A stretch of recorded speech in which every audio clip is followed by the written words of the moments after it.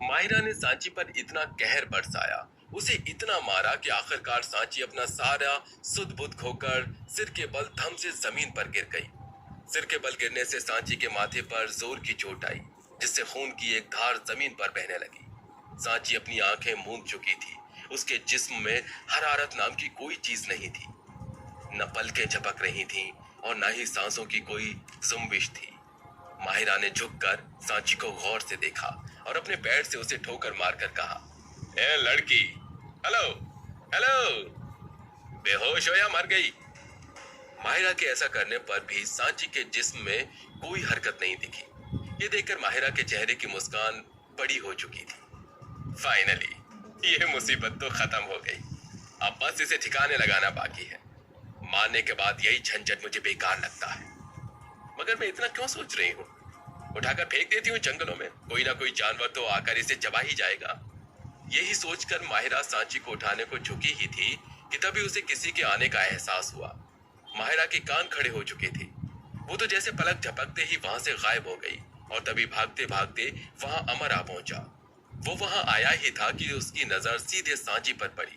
वो जोर से चिल्लाया, सांची, और दौड़कर सांची के पास आकर बैठ गया। जमीन पर बहते खून को देखकर अमर के होश उड़ गए।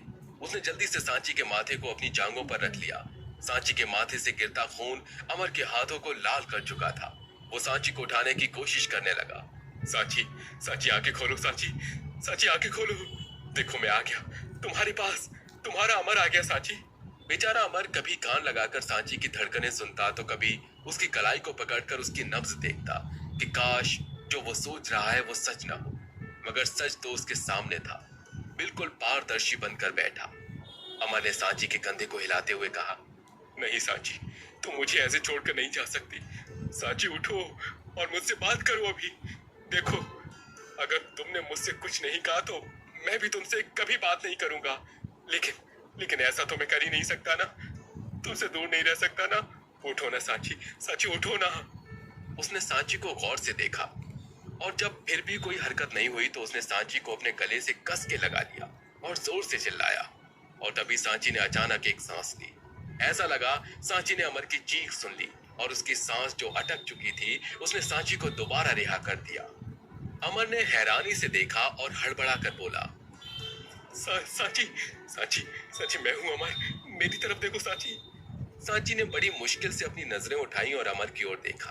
सांची की हालत से लग रहा था जैसे उसका जिस्म का रेशा रेशा दर्द से भीगा हुआ था। मगर फिर भी अमर को देखकर उसके चेहरे पर तो मुस्कान ही थी। उसने हल्के से अपना हाथ उठाया और अमर के गालों को छूने लगी। मगर बेचारी के हाथों में इतनी भी जान नहीं थी कि वो अमर को छू सके। तो अमर ने खुद ही सांची का हाथ पकड़ा और उसे अपने गालों पर रख दिया।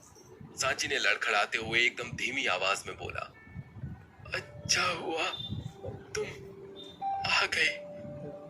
मुझे तो लगा मैं शायद तुम्हें आखिरी बार देख भी नहीं पाऊंगी।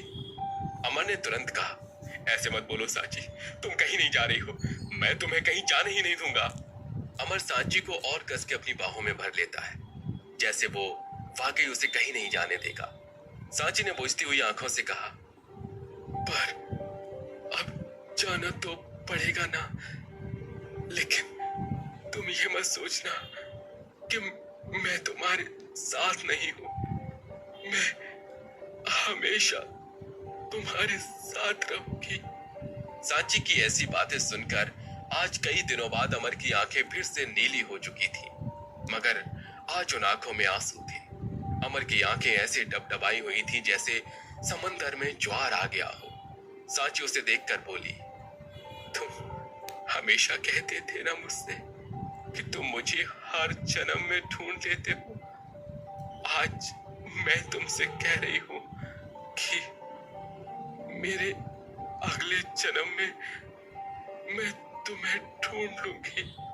ये बोलते बोलते अचानक सांची की नजरें अमर की आंखों की तरफ गई और वो मुस्कुराकर बोली, देखो, फिर से तुम्हारी आंखें नीली हो गई।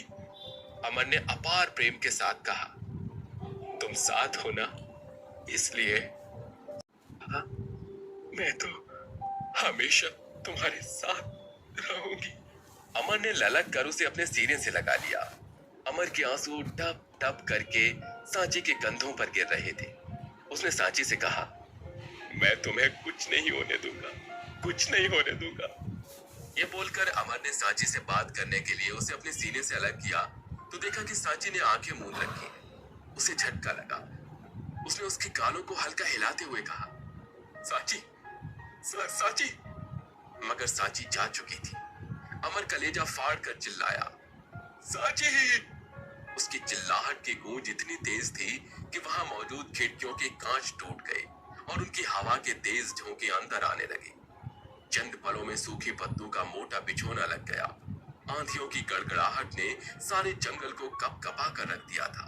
लंबे लंबे गगनचुंबी पेड़ ऐसे झूमने लगे जैसे बीच से टूटकर जमीन को छू जाएंगे। जंगल में बसे जानवरों के चीखने चिंघाड़ने की आवाज सुनाई देने लगी। मगर अमर की चीख उन सबसे तेज थी। उसके कलेजे में अपार दुख का विस्फोट जो हुआ था। अमर ने सांची को आखिरकार अपनी गोद में उठाया और खड़ा हो गया। अमर क्योंकि एक वैम्पायर था इसलिए उसकी ये तुलना करना ठीक होगा कि नहीं पता नहीं, पर मरी हुई सांची को अपने गोद में उठाए अमर उसी दृश्य की याद दिला रहा था जैसे माता सती के जाने पर भगवान शिव ने उन्हें अपनी भुजाओं में उठा लिया था और उनके मृत शरीर को लेकर त्रिलोक में भटकने लगे थे। अमर भी सांची को अपनी गोद में उठाए न जाने कहां चल पड़ा।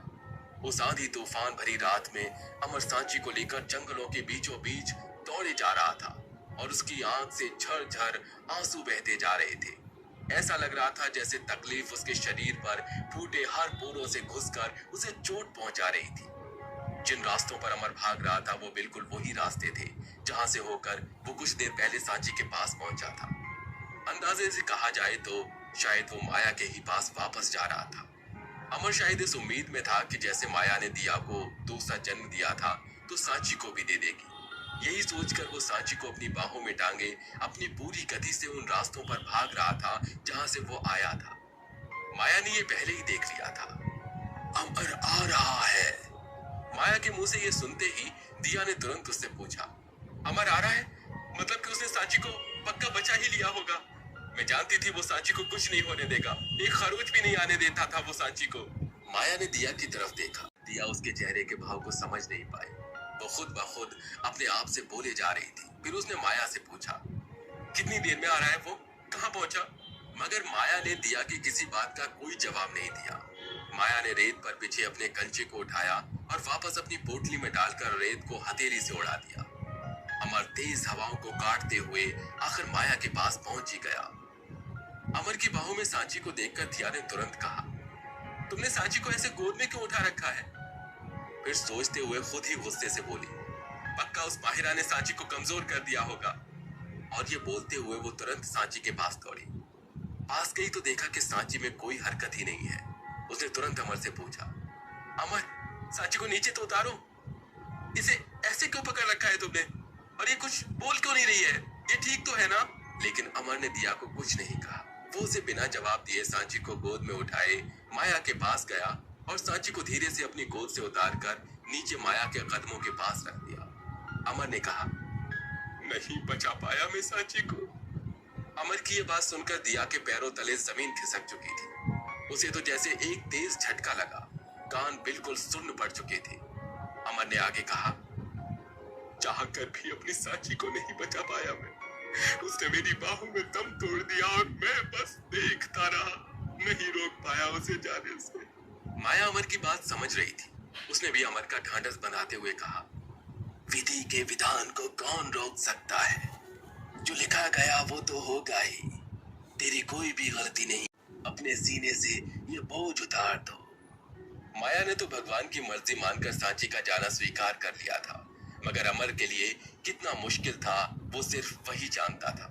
उसने माया से कहा, मैं इसे किसी और की मर्जी समझकर सांची को खुद से दूर जाने नहीं दे सकता।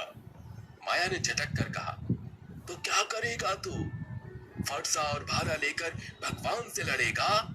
बोल। अमर ने कहा, आपने हमेशा हमारी मदद की। दिया को भी आपने ही जिंदा किया था। आपको अपनी उन जादू शक्तियों का इस्तेमाल दोबारा करना ही होगा। सांची को दोबारा वापस लाना ही होगा आपको। मैं पहले ही अपने बाप की मौत का भार अपने सीने पर उठाए घूम रहा हूँ। अब मैं अपनी सांची की मौत का बोझ नहीं सह सकता।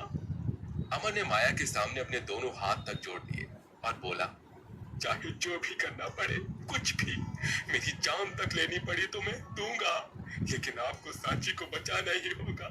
अमर के इतना गिड़गिड़ाने पर माया ने अपना दाहिना हाथ अपने बालों की लटों में फिराया और आंख बंद करके कोई मंत्र बुदबुदाने लगी। चंद पलों बाद अपनी आंखें खोलकर उसने अपना हाथ सीधा सांची के कलेजे पर रख दिया और गौर से देखने लगी। अमर और दिया की नजरें भी बिल्कुल सांची के ऊपर ही बनी हुई थी कि कब सांची कोई हरकत करे, मगर ऐसा कुछ नहीं हुआ। माया ने आंख भरकर अमर को देखा। शायद माया अंदर ही अंदर जानती थी कि इस बार वो कुछ नहीं कर पाएगी, मगर अमर की उम्मीदें माया से ही थी। बस उसकी उम्मीदों की खातिर माया ने तय किया कि वो एक बार और कोशिश करेगी। मैं तुम सब के लिए सांची को जिंदा करने की एक कोशिश और करूंगी, मगर इस बार अगर मेरी कोशिश नाकाम हुई तो वो मेरी ये आखिरी कोशिश होगी। सबके दिल की धड़कनें बढ़ी हुई थी, मगर उम्मीद अब भी बरकरार थी कि माया का जादू कुछ तो रंग जरूर दिखाएगा। माया ने अपनी झोली से एक बार एक कपड़े की बनी हुई गुड़िया निकाली, फिर सांची के सिर से एक बाल तोड़ा और उस गुड़िया पर लपेट कर बांध दिया। सबकी नजरें टकटकी लगाए बस माया को ही देख रही थी। माया ने वो गुड़िया सांची के कलेजे पर रखी और अपने हाथ उस गुड़िया पर रखा। ये करने के बाद वो थोड़ा झुकी और कोई मंत्र पढ़ते हुए उस गुड़िया पर एक फूंक मारी। सबकी धड़कन बढ़ चुकी थी। सबको सांची की आंखें खुलने का इंतजार था, मगर पहली फूंक बेकार हुई। माया ने फिर से आंख बंद की और हल्के से गुड़िया पर दूसरी फूंक मारी, मगर इस बार भी सांची पर कोई असर नहीं पड़ा। अमर के सब्र का बांध टूटने लगा। उसने बीच में कहा, ये क्या कर रही हैं आप? अभी तक सांची ने अपनी आंखें क्यों नहीं खोली? माया तीखी नजरों से देखते हुए बोली, अभी एक फूंक और बची है। अमर शांत हो गया। माया ने आखिरकार तीसरी बार कोई मंत्र पढ़ा और हल्के से उस गुड़िया पर एक फूंक मारी। सबकी सांसें रुकी हुई थी, नजरें टकटकी लगाए बस सांची को ही देखे जा रही थी। सब देख ही रहे थे कि तब तक माया ने वो गुड़िया सांची के शरीर से हटा ली और बोली, मेरे हाथ में जितना था उतना मैंने कर दिया।